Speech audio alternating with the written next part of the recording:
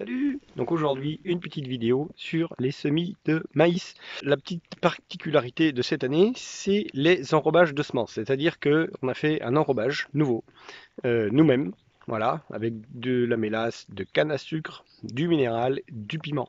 Par contre, quand on sème le maïs, on a trois ravageurs principaux. Voilà, donc faut quand même rester prudent et vigilant. Ces trois ravageurs-là, ça va être les limaces, faut quand même surveiller. Donc ici, dans cette parcelle, je suis intervenu tout à l'heure, parce que ben, ça fait 3 jours qu'il pleut, puis le maïs commence à pointer, commence à sortir de terre en fait. Les limaces le mangent au fur et à mesure. Donc si je fais rien, ben, elles sont capables de manger tout le maïs au fur et à mesure qu'il pousse. Moi j'ai utilisé un anti-limace biologique. Même si je ne suis pas agriculteur biologique, j'ai le droit d'utiliser des produits biologiques. Et j'en ai mis 2,5 kg hectare. Donc ça, les limaces, c'est le premier ravageur. On a un deuxième ravageur qui s'appelle le taupin, qui est un petit ver en fait qui se trouve dans la terre. C'est une larve. Ça fait un petit scarabée ça quand ça devient adulte. Le taupin, c'est un ravageur quand même assez conséquent, qui est capable de faire beaucoup de dégâts là aussi. Et ben, le détruire chimiquement, c'est très compliqué. C'est très compliqué parce que ben, il résiste, il est très résistant. Et si on arrive à le tuer, en général, on a tué tout le reste. Voilà. Donc on y arrive, mais ça dégomme dur. Donc moi, je fais le choix de ne pas le tuer. Voilà, volontairement. Je fais un deuxième choix qui est celui de essayer de faire vivre justement le sol au maximum et de nourrir au maximum les animaux et les plantes que je sème ben, pour qu'elles poussent le plus vite possible.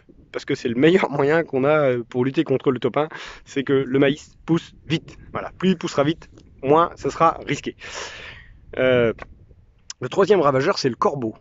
Bah oui, les corbeaux, mine de rien, ils sont capables de faire des gros dégâts également, parce qu'aujourd'hui, on a des bandes de corbeaux.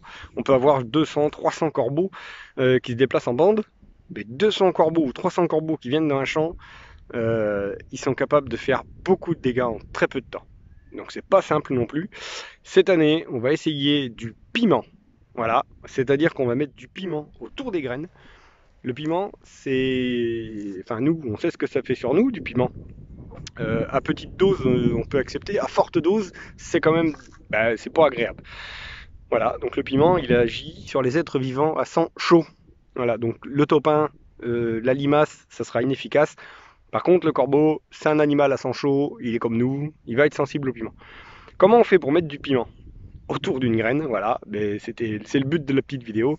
On va faire un enrobage autour de la graine de maïs. Voilà, donc on va pas mettre uniquement du piment, on va mettre également du minéral qui a pour objectif de nourrir la vie du sol. Cette mélasse, elle a la particularité d'être très épaisse. L'idéal, c'est de la délayer. Il y a deux solutions. Soit il faut la délayer avec du lait entier, soit il faut la faire chauffer au bain-marie, 50 degrés, c'est compliqué à faire.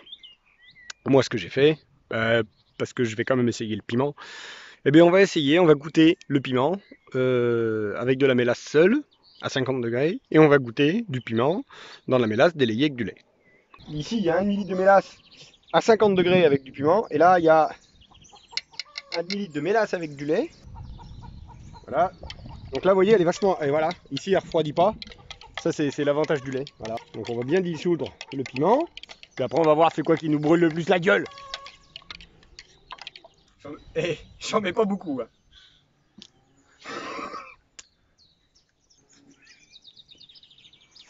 Non, il n'y a pas de piment.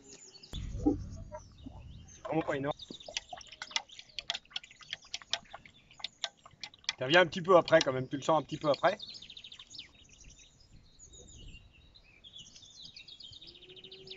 Ah, bon, on va faire avec du lait. Ah putain, tu veux goûter?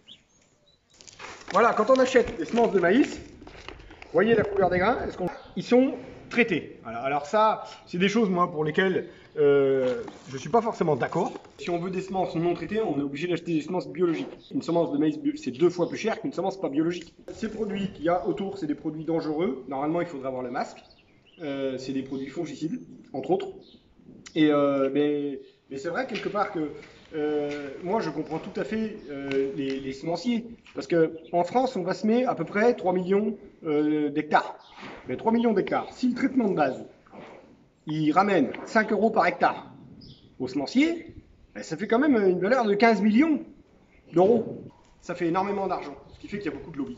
Voilà. Donc les lobbies, c'est compliqué de lutter contre, hein. Alors on va faire comme on peut. En fait, peut-être qu'un jour, hein, ils auront l'obligation de devoir fournir des semences non traitées, les semenciers. On peut toujours avoir cette espérance-là. Donc ceci dit, nous, on va prendre la semence, la traiter la moins dangereuse, la moins toxique possible pour la vie du sol. Et avec ça, cette semence-là, on va mettre des produits pour nourrir la vie du sol. Donc, les produits que je vais utiliser. Donc pour préparer mon mélange, je vais utiliser du lait que j'ai été chercher chez un collègue. Le lait, je vais en utiliser 1,4 litres. Ça va faire pour les 9 doses. Et ça va servir à deux choses. Ça va servir à délayer la mélasse, parce que la mélasse c'est très épais. Et ça va servir en même temps à nourrir les animaux, la vie microbienne qu'il y a au niveau du sol. Donc là, la mélasse, j'en mets la même quantité. 1,5 litres à peine. Alors, vous voyez l'épaisseur de la mélasse, hein, c'est très visqueux. Donc là, je vais mélanger l'ensemble, c'est-à-dire dans la mélasse, je vais mettre le lait. Vous allez voir, la mélasse elle est très épaisse. Hein. Vous voyez l'épaisseur de la mélasse.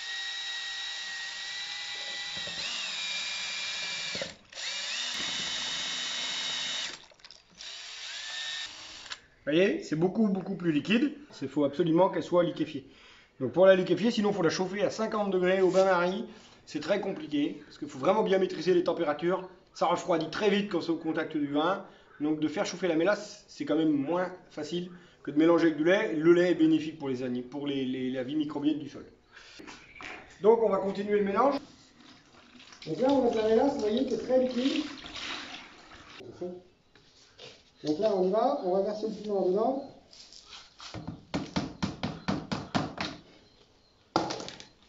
Et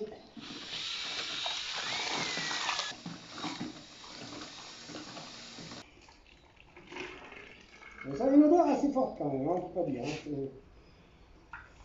Hein, voilà. Vous avez ici du minéral en poudre. Donc du minéral en poudre, calcium, phosphore, magnésium. On va retrouver des oligo-éléments, on va retrouver de la vitamine. Je vous mets la petite photo qui est sur le sac. Voilà. Et donc, sur une dose de maïs, pour traiter 50 000 grains, je vais utiliser 300 ml de préparation que j'ai fait tout à l'heure.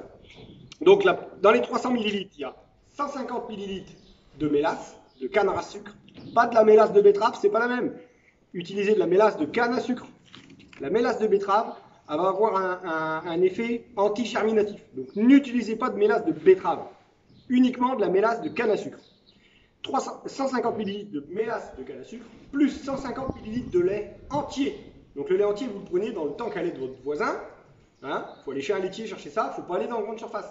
C'est absolument du lait entier qui vient du tank à lait. Je rajoute à ces 300 ml 47 g de piment. Voilà. Et ça, c'est très fort. Donc le piment, là, il est liquide, mais quand je le brasse, je remets le masque parce que, c'est-à-dire que vous allez voir dans la bétonnière, je vais mettre ma dose, je vais mettre le piment, ça va devenir rouge et visqueux, très collant. C'est l'intérêt, c'est de coller le piment sur les graines. Et pour assécher les graines, je vais mettre 1,5 kg de minéral. Le minéral, il va avoir, lui, sa fonction d'asséchant, mais pas seulement.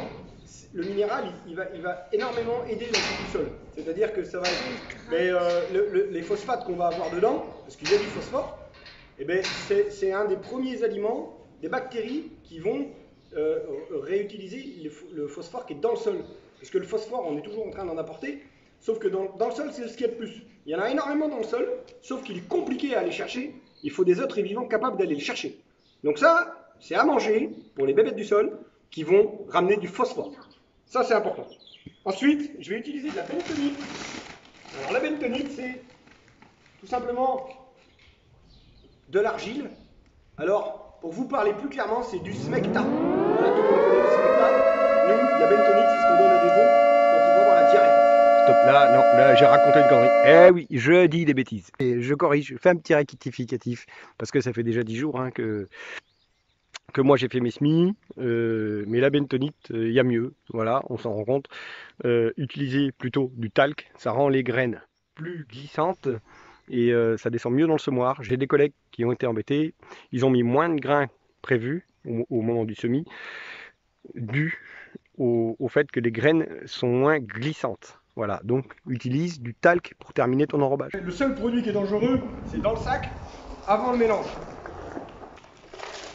Donc là, on va vider le sac.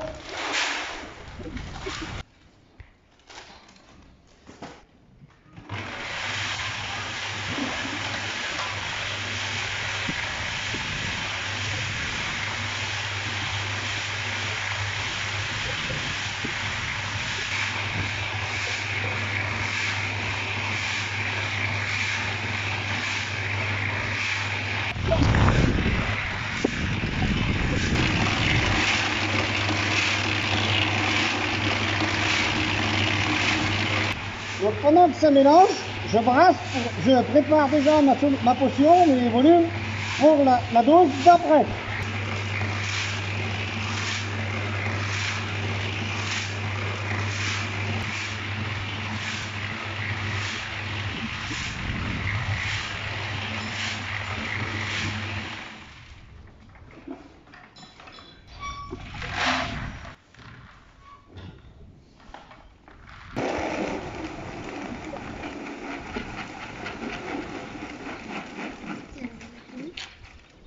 Ça y est, les enrobages sont terminés. Donc ceci dit, ce serait quand même dommage de ne pas faire un petit essai en plus, hein? Voilà. Donc là, vous avez un enrobage ici avec le double de mélasse. Voilà. C'est-à-dire que au lieu d'en mettre 300 ml, il y en a 600. L'intérêt de ça, c'est quoi? Il y en a forcément un. C'est de mettre le double de minéral. Il y a 3 kg de minéral par dose.